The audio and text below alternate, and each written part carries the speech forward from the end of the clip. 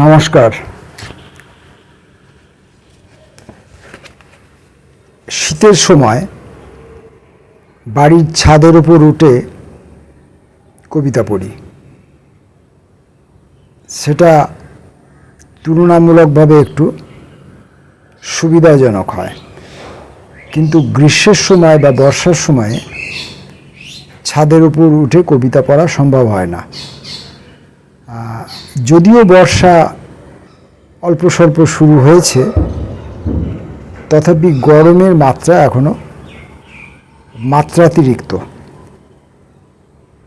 এবং আমার যেটা মনে হয়, আমাদের দেশে যদিও 6টা ঋতুর কথা বলা হয়, তা আমার যেখানে মনে হয় যে মুখ্যত আমাদের দেশে 2টি ঋতু, একটি গ্রীষ্ম এবং অন্যটি শীত। গ্রীষ্ম ঋতুটির তীব্রতার কম বেশি মিলিয়ে, সময় মিলিয়ে কম বেশি তীব্রতার সময়ের কম বেশি মিলিয়ে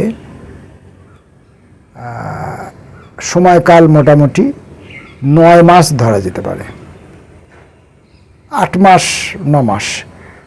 আবার ওই শীতের তীব্রতারও কম বেশি মিলিয়ে আপনি 4 মাস থেকে 3 মাস শীতকাল ধরতে পারেন। এবার এই যে 8 থেকে 9 মাস আমি গ্রীষ্মকাল বললাম, এর মধ্যেই কিন্তু বর্ষাকালটা রয়েছে। অর্থাৎ যেদিন আপনার বৃষ্টি পড়বে, যে সময়টুকু আপনার বৃষ্টি পড়বে, সেই সময়টুকু আপনার গরম বোধ একটু কম হবে।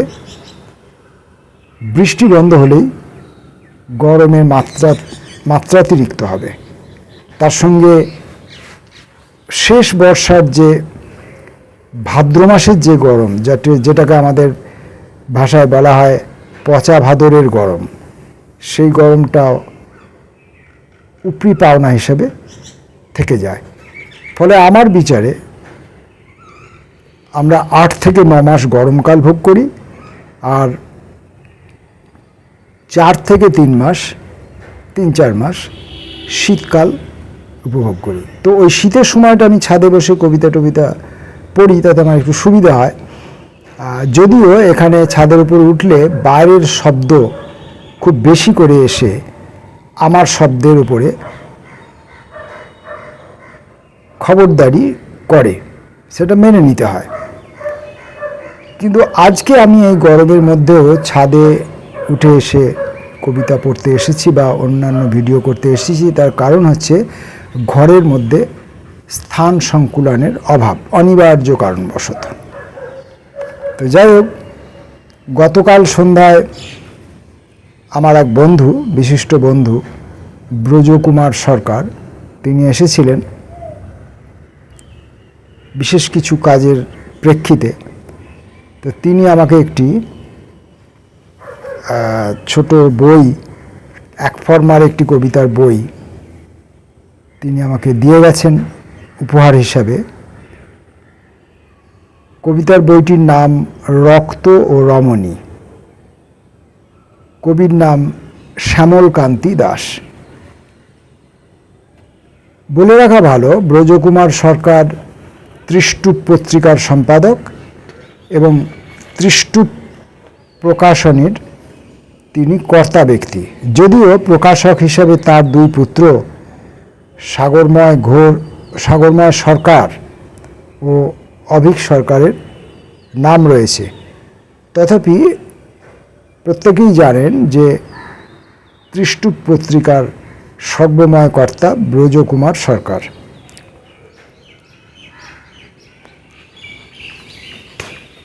এই পত্রিকা, এই বইটির এক ফর্মার এই বইটি কবি শ্যামলকান্তি দাস, আগেই বলেছি, রক্ত ও রমণী। বইটির প্রকাশিত হয়েছিল অক্টোবরে 2020-তে। এর প্রচ্ছদ শিল্পী আমাদের পরিচিত জন পার্থপ্রতিম আচার্য, গ্রাফিক্স রাকেশ ব্যানার্জি।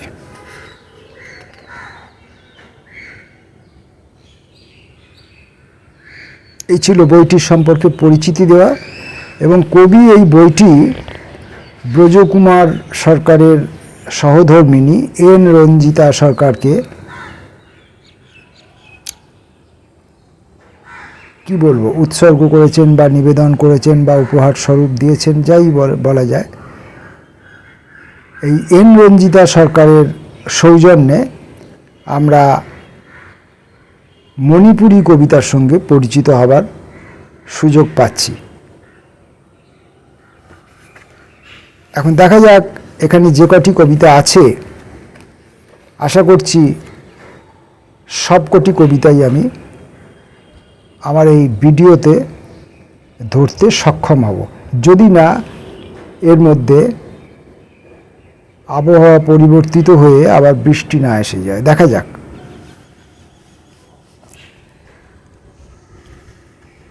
শ্যামলকান্তি দাশের কবিতা। প্রথম কবিতা কথা। কথা শুরু হতে না হতেই বেরিয়ে আসছে নতুন নতুন পথ, নতুন নতুন সমন্বয়। আত্মহত্যা করবার আগে একবার ঘুরে দাঁড়াই, না না এভাবেই তো হতে পারে মানুষের সঙ্গে, গৃহপালিত পশুর সঙ্গে, রাজনীতির সঙ্গে জোট বাঁধা যায়। কথা ফুরোবার আগেই ভালোভাবে ওষুধের শিশির ছিপি আটকে দিলাম।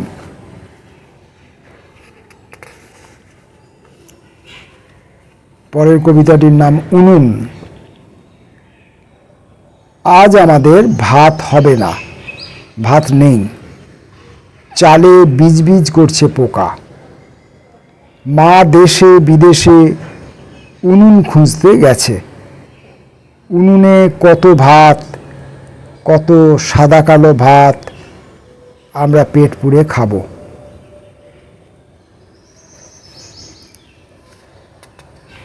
কুকুর। ধরো 1000 বছর ধরে চেষ্টা করতে করতে আমি একদিন সম্পূর্ণ কুকুর হয়ে গেলাম। সাম্প্রতিক বাংলা উপন্যাসের মতো চমকপ্রদ সেই কাহিনী, ঠিকভাবে শুনলে গায়ে কাঁটা দেয়। মানুষ থেকে কুকুর তো অত দরজা জানলা কিংবা ফুল গাছে আটকে থাকবে না, এটাই স্বাভাবিক। নিঝুম রাত্রে সে এখন আকাশের নিচে দাঁড়িয়ে পর্যাপ্ত পরিমাণে ঘেউ ঘেউ করছে। জানি এই রূপান্তরের আনন্দে তোমার খুব রোমহর্ষ হচ্ছে, ঘুম আসছে না কিছুতেই। পরের কবিতা দুঃখ। চারদিকে একটা বিচ্ছিরি অবিবাহিত সময় চলছে। পাঠক লক্ষ্য করবেন সময়ের বৈশিষ্ট্য, অবিবাহিত সময়। চারদিকে একটা বিচ্ছিরি অবিবাহিত সময় চলছে। পুণ্য নেই, মঙ্গল নেই, পাতা খসে খসে হলদে হয়ে গেলাম। জীবনে একবারও বিয়ে করা হলো না, শুধু মনের মিলনটুকু শাখা প্রশাখায় ঝুলতে লাগলো, আবছা আর সাংকেতিক। রক্ত ও রমণী। রক্ত খেতে খেতে আমি এতদিন স্থূল আর বলশালী, তীব্র কলাকার। সময় পাল্টেছে বলে 100 বছর পরে সেই রক্ত শূন্য হাতে ফেরত দিলাম। চির পাখিনীর দেশে চলে যাওয়া হে রমণী, দিন বদলের আগে সেই রক্ত নেবে কি নেবে না ভেবে দেখো।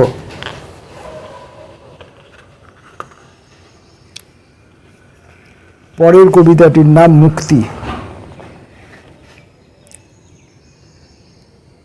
অসহ্য হয়ে উঠছে তোমার মুক্তির আকাঙ্ক্ষা, আর সহ্য করা যাচ্ছে না তোমার স্বাধীনতার স্পৃহা। নতুন দিনের মানুষ তোমার জন্য শক্তপোক্ত বেরিয়ে এনেছে, পরে নাও, পরে নাও। এখনো অনেকে সাজগোজ পছন্দ করে। খিদে, না খেতে পাওয়ার দুঃখ জানাতে এসেছিলাম। তুমি একটা অদ্ভুত আগুন দিয়ে আমাকে ঘিরে ফেললে। এও তো এক ধরনের পরবান্ন। চলো চলো, দুজনেই আনন্দ করে খেয়ে ফেলি। আমরা শ্যামলকান্তি দাশের কবিতা পড়ছি, ত্রিষ্টুপ প্রকাশনী থেকে প্রকাশিত রক্ত ও রমণী এই পুস্তিকাটি থেকে।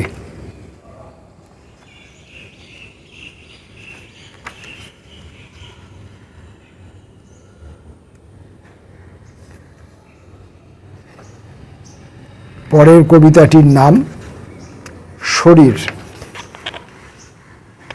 রইল তোমার শরীর, রইল তোমার ভোগ লিপ্সা, চরিতার্থতার এঁটো কাটা। আমি আমার মরে আসা আগুন অনেক কষ্টে নিভিয়ে ফেললাম। একটা পচে যাওয়া গলে যাওয়া মানুষের সঙ্গে আমি ডানা মেললাম, উড়ে গেলাম। তুমি হিমশিম খেয়ে যাবে, দিগন্তের বর্ণালী মিলিয়ে যাবে, তবু তুমি আমাকে কিছুতেই ধরতে পারবে না। পরের কবিতা রং মশাল। তুমি আবার একটা রং মশাল জ্বেলেছ। ফুর্তির খই ফুটছে, বাহারি আলো জ্বলছে চাঁদোয়ার নিচে। আটতলা অট্টালিকার একেবারে মাথায় একটা দুটো ফুলকি ছড়িয়ে পড়ছে, কাঁথায় বালিশে মনের কোনায় কোনায়। তবু আকাশে অন্ধকার কাটছে না, হাওয়ায় দারিদ্র্য ভেসে বেড়াচ্ছে, ধুলোর মতো, ময়লার মতো। বজ্র। বজ্র আমার মাথায় না পড়ে বুক ঠেলে বেরিয়ে গেল। বজ্র আমার মাথায় না পড়ে, বজ্র আমার মাথায় না পড়ে বুক ঠেলে বেরিয়ে গেল। সে আমার কালো আলকাতরার মতো রক্ত গায়ে মেখে সাহসী আর বীর পুরুষদের ভয় দেখাতে চায়। ভাবি, দেশটা কি আশ্চর্য হয়ে গেল। আমি তাকে বাধা দেওয়ার কোনো সুযোগই পেলাম না।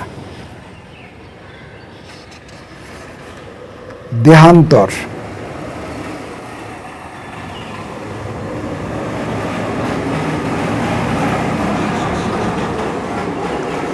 দেহের উপর সম্পূর্ণ উঠে পড়লাম, আর খানিকক্ষণ পরে আমি শরীর ত্যাগ করব, দেহান্তরে চলে যাব।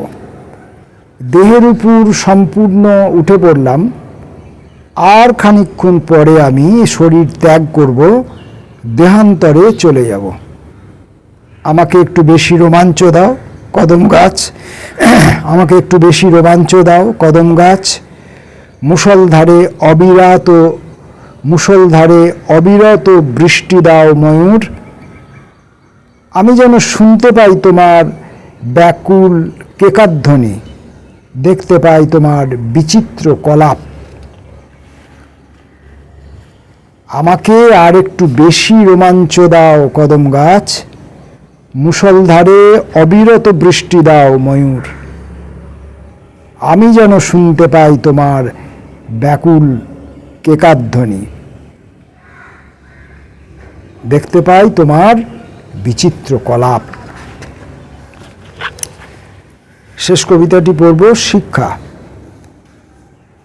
তোমার জীবন এখনো চাঁদের মতো সুশিক্ষিত, সুঠাম, অনেক দূর পর্যন্ত অলৌকিক। আমি সেই জীবনের সমস্ত ছেঁদা ছিদ্র থেকে অনেকবার বালিতে মুখ গুঁজে থাকবার শিক্ষা নিয়েছি। আলো আঁধারি ঘেরা ভারী চমৎকার সেই শিক্ষা তুমি আর আমাকে আঙুল তুলে পাখির সামনে, পতনের সামনে নিরক্ষর বলতে পারবে না। শ্যামলদার এই বই থেকে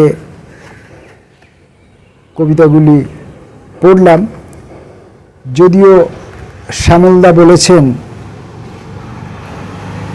কবি শ্যামলদা বলেছেন, এই কবিতাটি যিনি লিখছেন তিনি বলেছেন, অথবা আমার হয়ে তিনি বলেছেন যে তুমি আর আমাকে আঙুল তুলে পাখির সামনে, পতনের সামনে নিরক্ষর বলতে পারবে না।